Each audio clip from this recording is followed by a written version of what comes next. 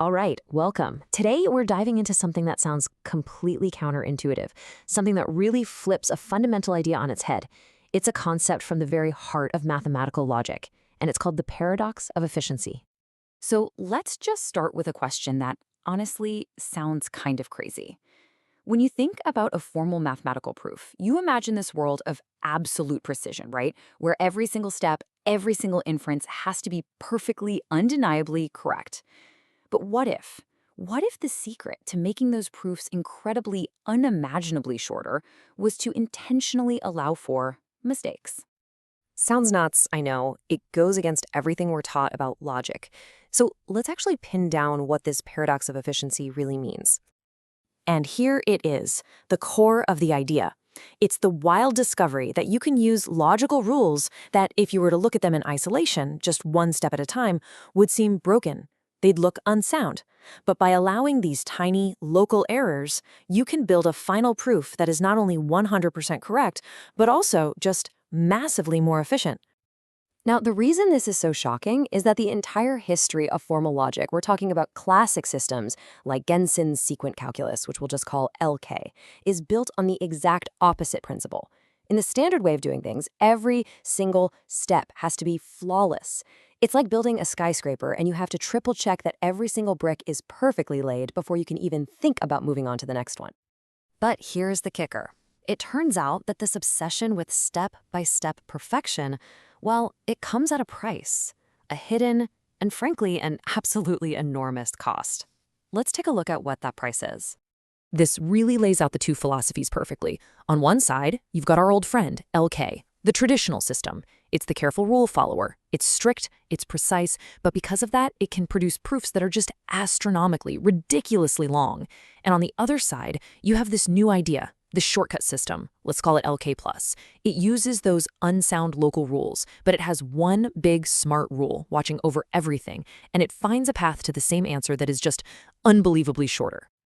So, how does that even work? How can you break the rules and still get a valid, correct answer at the end? I mean, shouldn't it all just fall apart into nonsense? Well, it turns out it's all about breaking the right rules in the right way. And this is the most important part to get. We're not just throwing random garbage into the proof. The word unsound here doesn't mean wrong or chaotic. It's a technical term. It's less like making a mistake and more like performing a very specific, very intentional surgical modification to the rules of the game. Okay, let's get just a little bit technical for a moment, because this is the heart of it. The tweak targets the rules that handle quantifiers, statements like for all x or there exists a y. Normally, these rules have a little safety feature built in, called the eigenvariable condition. You can basically think of it as a tiny little rule that says, hey, don't get your variables mixed up. Don't make an assumption about a variable you're already using. What this new system does is it just removes that local safety check. It's like taking the guardrail off a single sharp turn on a road. In that one spot, it looks dangerous and invalid. So if you're removing all those little local guardrails, how do you stop the whole proof from flying off a cliff? The answer is just so elegant. Instead of 1,000 little checks, you install one big, powerful surveillance system that watches the entire journey. And that global rule is called the acyclicity constraint. Instead of checking every tiny little step, this constraint looks at the whole thing from 30,000 feet up, and it asks one very simple question. Did we ever end up going in circles? As long as the proof doesn't contain any circular logic, using a thing to prove itself, the whole thing is declared sound and correct, even with all those locally broken steps inside it. The source material has this absolutely perfect analogy to help us picture this. Just imagine that trying to prove a theorem is like trying to navigate your way across a huge, complicated city. The old way, the standard system, is like being a perfectly lawful driver. You stop at every red light, you signal every turn, you never break the speed limit. You'll get to your destination, for sure, but it might take you hours. The new system, LK+, is like being given a special key to the city. You're allowed to take shortcuts. You can hop a fence, cut through a park, run down a one-way street the wrong way. These are all locally illegal moves. But there's just one global rule you have to follow. Don't run in circles. As long as you don't end up back where you started, all those shortcuts are fair game. And the result? You get to your destination in a tiny fraction of the time. And when I say a fraction of the time, I am not exaggerating. The increase in efficiency we are talking about here is so vast, it's almost impossible to wrap your head around. So the technical term for this kind of speed up is non-elementary. What on earth does that mean? It means the new system isn't just twice as fast, or 10 times as fast, or even exponentially faster.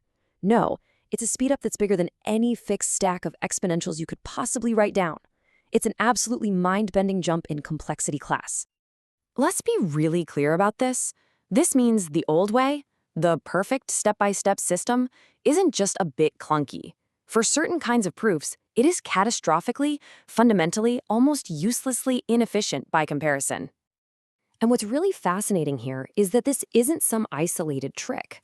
This whole discovery plugs right into a much bigger conversation in logic and computer science, this deep, fundamental trade-off between having a system that's pure and one that's powerful. This table just lays it out so well. Over on the left, you've got the super pure systems. They're elegant, they're beautiful, every part fits together perfectly. But look at their efficiency, it's incredibly low. Then, in the middle, you start making some compromises. You introduce things called cuts, which are kind of like lemmas or pre-proven results. The system gets a little less pure, but it gets more efficient. And then, way over on the right, you have our shortcut system, LK+. It basically trades all that local purity for a global constraint. And in return, its efficiency just goes completely off the charts. In fact, this problem is so well known in the field that the terrible inefficiency of the most pure and beautiful systems is sometimes called the computational scandal. It's this bizarre, nagging truth that the systems that are the easiest to understand are often the hardest to actually use. And you see the same basic trade-off popping up all over the place in advanced logic. Different systems and different formalisms all seem to discover their own unique ways to sacrifice a little bit of local tidiness to gain these massive computational advantages. It's a recurring theme. Sometimes, to get really powerful, you have to be willing to get a little bit messy. So, if you take one thing away from all this, it should be this. The quest for maximum efficiency for the shortest possible path to the truth sometimes requires a complete shift in thinking. You have to stop obsessing over the perfection of every tiny individual step and instead learn to trust powerful, intelligent, global rules that look at the big picture. And really, that leaves us with a final thought that goes way beyond math. In our own work, in the projects we manage, in the way we solve problems, where are we all stuck following strict local rules, step by step, when maybe, just maybe, a global perspective could unlock a faster, smarter, and way more elegant path to get to where we want to go?